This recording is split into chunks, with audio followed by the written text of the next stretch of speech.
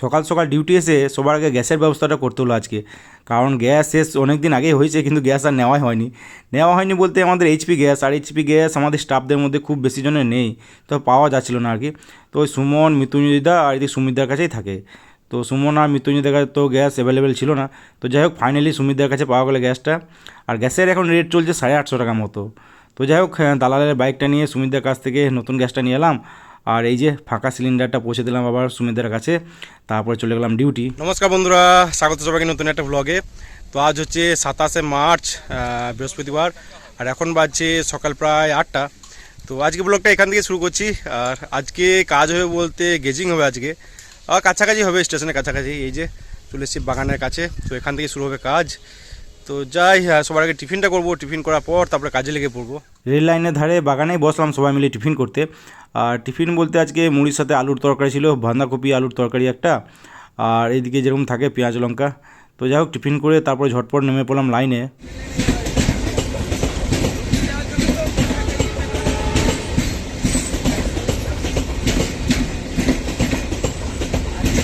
তো এইদিকে এই যে এই পয়েন্টগুলোই হবে, এখানে একটা পয়েন্ট আছে, আর আছে এই সামনের এই যে পয়েন্ট।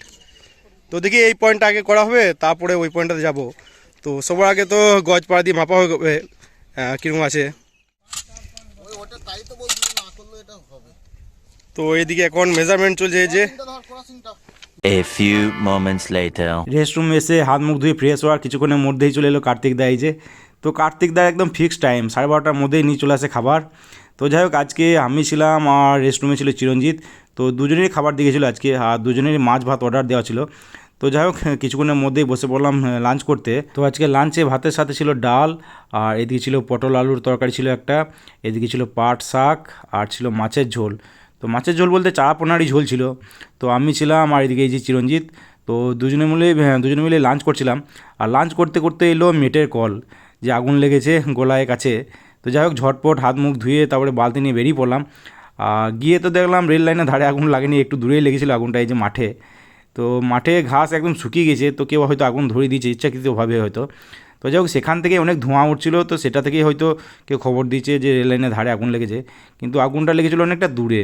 তো যাই হোক সেফ ছিল এমনিতেই, তবুও আমরা বালতিতে করে জল এনে ওই রেল লাইনের ধারে যে ঘাসগুলো ছিল সেগুলো থেকে একটু করে ছিটিয়ে দিলাম, যাতে আগুনটা রেল লাইনের ধারে না আসে আর কি। তো এই দিকটাতে দেখলে বুঝতে পারবে, এই যে মাঠের এই পাশটা একদম পুরো পুড়ে গেছে একদম। আর ওই যে আগুন এখন আছে কিন্তু অনেকটা দূরে, হালকা করে আগুন আছে, আর কাঁচা ঘাস রয়েছে, তো সেখান থেকে ধোঁয়াটা উঠছে অনেকটাই যে। তো দূর থেকে মনে হচ্ছে বেশ ভালোই আগুন লেগেছে। তো যাই হোক আগুন নেভানোর পর কিছুক্ষণ পরে বেরোলাম সেখান থেকে। তো এখন বাজছে প্রায় 2টো, আর ফাইনালি আগুন নেভানো কমপ্লিট হলো। আগুন বলতে সেরকম লাগেনি আর কি, যা লেগেছে আগুন মাঠের দিকটাতে। তো রেল লাইনে পড়েছিল ড্রেন, তারপর আছে ব্যালাস্ট আছে, তারপর হয়তো হালকা ফুলকা জঙ্গল আছে, সেগুলো আর কি টুকটাকভাবে ছিল, সেগুলো নেভানো হলো আর কি, সেফ ডিস্টেন্সে ছিল। তো এই দিকটা আগুন নেভানো কমপ্লিট। আর যা আছে হালকা সেগুলো মাঠের দিকে আছে, খুব অল্প আর কি। তো ওখানেই ছিলাম এতক্ষণ ধরে যাতে এদিকে না আসে, তো যাকে এদিকে আসেনি। আর খাওয়া দাওয়ার পরেই ছুটে আসতে হলো, কারণ এমার্জেন্সি কল, যেতে হবে আর কি। তো আমি আছি আর এই যে এদিকে চিরঞ্জিত।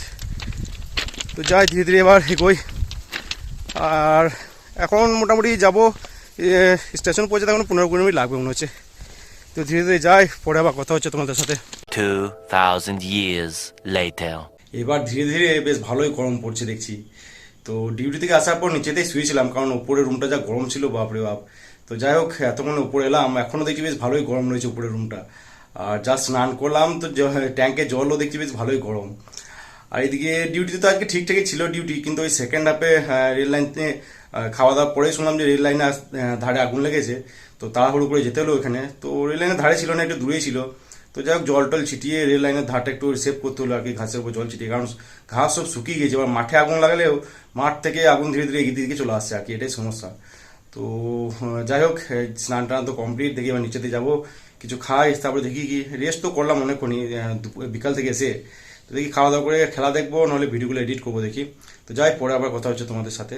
নিচেতে রান্নাঘরে গিয়ে বসলাম টিফিন করতে। তো টিফিন বলতে ফল টলই ছিল, একটা মোরব্বা ছিল, এদিকে শশা আঙ্গুর ছিল কয়েকটা, আর ছিল একটা তরমুজ ছোট্ট মতো। তো এটা খাওয়ার পর তারপর নিলাম রুটি। তো রুটি বলতে পাউরুটি ছিল দুটো, আর এদিকে ছিল ঘুগনি। তো এই ঘুগনি দিয়ে পাউরুটি কিন্তু বেশ লাগে। তো যাই হোক সেটা খাওয়ার পর উপরে এসে বসেছিলাম, রেস্ট করছিলাম। আর এদিকে আগের দিনের টুকটাক ভিডিওগুলো এডিট করা হলো। তো উঠলাম প্রায় 9:30টার সময় ডিনার করার জন্য। আর আজ ডিনারে ভাতের সাথে ছিল কাঁচা পেঁয়াজ দিয়ে আলু সেনা, এদিকে বেগুন ভাজা ছিল কয়েক পিস, এদিকে ছিল একটা সেদ্ধ ডিম ভাজা, আর এদিকে ছিল ডাল, আর এদিকে ছিল পাট শাক। তো এই ছিল আজকে ডিনার করার পর সবার সাথে কিছুক্ষণ গল্প করলাম নিচেতে বসে, তারপরে উপরে এসে ঘুমিয়ে পড়লাম।